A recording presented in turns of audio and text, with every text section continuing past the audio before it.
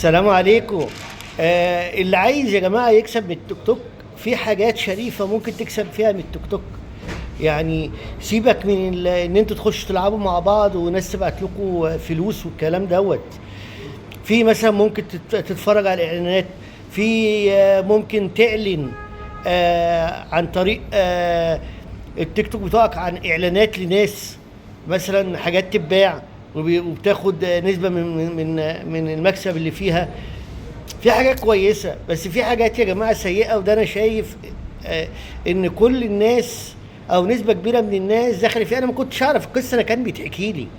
يعني إيه، أنا لما حبيت أعمل سواء يوتيوب أو سواء تيك توك، كنت عايز أعملهم علشان إن أنا أبعت رسائل للناس بالحاجات اللي بشوفها يوميا. يجوز واحد بيحصل له كده فيقول والله ده بيحصل لي كده، لا انا ممكن اعمل كده واعدل من طريقتي واسلوبي. لكن مثلا دخلت في التيك توك لقيت الناس بتعمل تجمعات كده، يعني شير مع بعضيهم في فيديو مثلا يكون فيه 4 ويقعدوا يلعبوا. ايه بقى اللعبة؟ يا ريتها حاجة مفيدة. يا ريت اللعبة الناس تدوس لفات كده وناس كتير تخش لك فانت تكسب حاجة اسمها جولة. هو يا جماعة، والله يخليكم احنا ما بنضحكش على بعض. انا طبعا حزنت جدا. ليه؟ لاني كنت فاكر بقى، عارف اللي هو حسسوني ان انا واحد عبيط، يعني جاي من كوكب تاني. اللي هو انا داخل بقى اقول للناس خلي بالكم في كذا وفي كذا وممكن تعملوا كذا، وبحاول افيدهم. اكتشفت لا، الموضوع اتفه من التفاهه. لقيت وبعدين يقولوا كلام وحش لبعضيهم، كلام فيه ايحاء جنسيه وكلام سيء جدا. وتلاقي واحد مثلا بعت لواحد هديه قال لك بقى في اللي هو الفار والسحلفه والاسد والزرافه والحاجات الجميله دي. ولا مثلا ايه، انا دخلت مباشر فاكر بقى ان احنا هنتكلم بقى ونتعرف والحاجات اللطيفه دي بقى. طلع الموضوع لا، نلعب ايه يا جماعه؟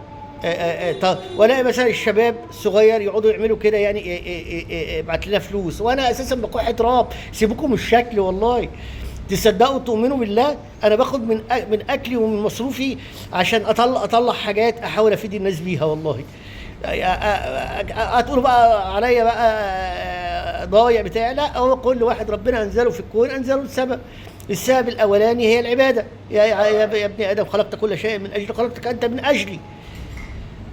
السبب الثاني ان انت تبقى ماشي في طريق خير، يعني يعود عليك بعد ما تموت ان شاء الله يعني. طيب يا جماعه لا، ما يصحش كده والله، ما يصحش. والناس تقعد تقول لواحد مثلا معاه فلوس والنبي بعت لنا فلوس احنا ظروفنا وحشه.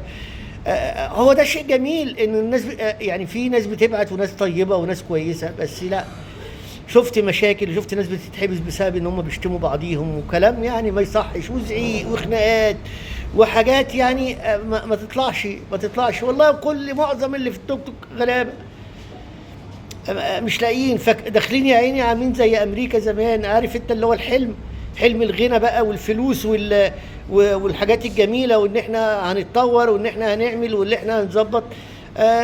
هو بقى التوك توك عامل كده زي الحلم السفر لامريكا. كل واحد داخل على التوك توك يا عيني فاكر ان هو في لحظه بتبقى توفيق زي كل حاجه يعني. بس في حاجات في التيك توك كويسه، اللي هو ممكن تتفرج على اعلانات، ممكن تعرض بضاعه للشركات، ممكن فيها حاجات كويسه والله. بس تبقى الحاجات دي، والحاجه الاهم ان انت تعمل حاجه الجيل اللي جاي يستفيد منها.